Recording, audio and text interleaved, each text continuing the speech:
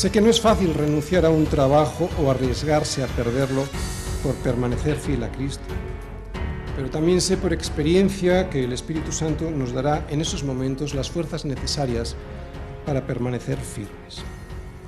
Así que lo que Pablo nos transmite es que debemos dejar de luchar contra los de adentro, si no afecta a la unidad del Espíritu, evidentemente, quiero decir, dejar de pelear por tonterías, y dedicarnos a luchar contra los de afuera, defendiendo el Evangelio de sus ataques. ¿De acuerdo? Por lo tanto, a pelear porque hay una lucha, y segunda cosa, hacerlo sin temor. Tercera parte, sin temor a los que se oponen. Dice Pablo, y en nada intimidados por los que se oponen, que para ellos ciertamente es indicio de perdición, mas para vosotros de salvación, y esto de Dios. Muy bien, así es como hay que vivir de manera digna el Evangelio de Cristo como verdaderos ciudadanos del reino. Primero, uniéndonos, unidos en un mismo espíritu, y segundo, peleando sin temor. Unidos en un mismo espíritu para combatir a los de afuera, que son los verdaderos adversarios, y segundo, pelear sin temor, o sea, sin dejarnos intimidar por los que se oponen. En aquel entonces había 3 tipos de personas que se oponían al Evangelio. 3 tipos, al igual que hoy, que las cosas no han cambiado. Los conciudadanos de los filipenses, los judaizantes que se paseaban por las iglesias que fundaba Pablo para imponerles ritos y obras en la carne, y los falsos hermanos que nunca fueron parte del cuerpo de Cristo. Estos 3 tipos los tenemos hoy también. Yo he sufrido persecución por parte de los 3 y aprendí a no dejarme intimidar por ninguno de ellos. Y por si todavía no lo sabes, te lo digo ahora. No se trata de evitarlos porque siempre los tendrás detrás. Si eres fiel a Jesucristo, por muy amable que seas, tendrás oposición y por lo tanto tendrás que pelear. ¿Por qué? Pues simplemente porque el mundo se opone al anuncio y a la extensión del Evangelio. Así que la cuestión aquí no es dilucidar si en el mundo tendrás o no tendrás oposición, que la tendrás, sino cómo responder a ella.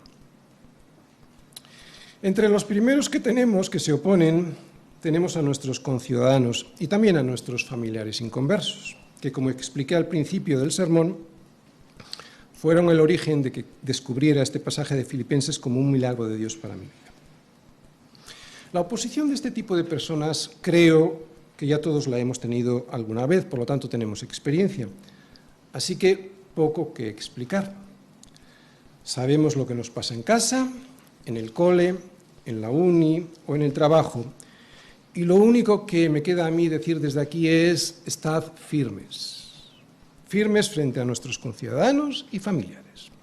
Luego están los judaizantes, que eran los que pretendían que los cristianos recién convertidos se circuncidaran y siguieran la dieta y el calendario religioso judío. Fijaos cómo los define más adelante Pablo. Dice de ellos: guardaos de los perros, guardaos de los malos obreros, guardaos de los mutiladores del cuerpo, porque nosotros somos la circuncisión, los que en espíritu servimos a Dios y nos gloriamos en Cristo Jesús, no teniendo confianza en la carne. Y para que a nosotros estos judaizantes no nos afecten, tenemos que conocerlos. ¿Quiénes son en nuestro medio? Bueno, son aquellos religiosos, católicos, evangélicos, que se empeñan en que hagamos esto o aquello para poder ser salvos, haciendo de la gracia de Dios un asunto menor. Y por lo tanto, que debemos confiar más en la carne que en el poder de Dios.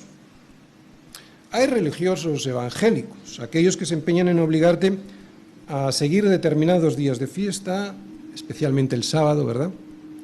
O que no comas esto o no bebas aquello.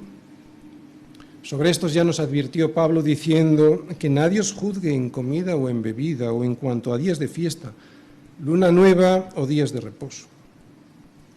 Así que los hay evangélicos, pero también los hay católicos, que pretenden lo mismo con sus ritos y sus leyes, pero peor, porque te dicen que fuera de la religión católica no hay salvación, cuando solo Cristo salva.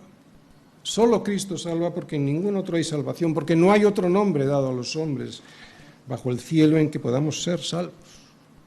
Así que tenemos a nuestros conciudadanos y familiares inconversos y también a los religiosos.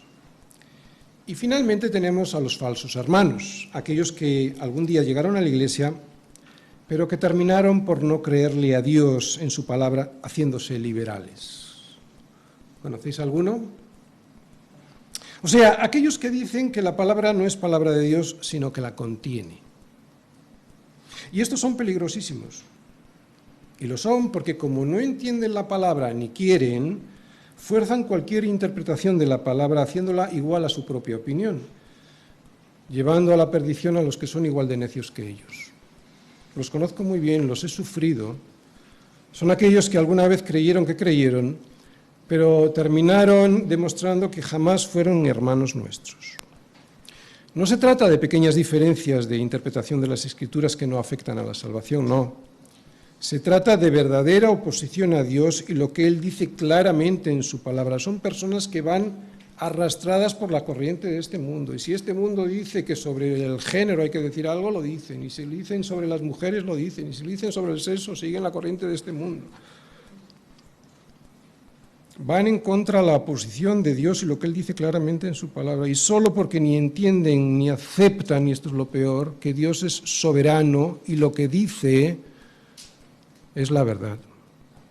Allá ellos con su relativismo y con su liberalismo. Tú y yo firmes en la roca que es Cristo. Pablo retrata a estos liberales en el capítulo 3 de la siguiente manera, porque por ahí andan muchos de los cuales os dije muchas veces, y aún lo digo ahora llorando, que son enemigos de la cruz de Cristo, qué fuerte. El fin de los cuales será perdición, cuyo Dios es el vientre y cuya gloria es su vergüenza, que solo piensan en lo terrenal. En lo terrenal. Son los liberales. Aquellos que se dejan manipular por todo lo que sale en la prensa y conforman la palabra de Dios a lo que en ese siglo es tendencia. Así que frente a todos estos, firmes, primera parte, y sin ningún temor, segunda parte. Porque estos son enemigos de Cristo. Porque para ellos el Evangelio es ciertamente indicio de perdición, mas para vosotros de salvación. Y esto de Dios. Este pasaje fue clave para la confirmación de mi fe hace 35 años. Y si yo no hubiese permanecido firme ante el acoso familiar, habría demostrado que estaba tan perdido como ellos. Y al ver que Dios me decía tan claramente que una de las pruebas de mi salvación era que me había sido concedido el privilegio de padecer por Él, se me iluminó el rostro y le di gracias a Dios por semejante salvación. Y esto, yo lo sabía, era de Dios.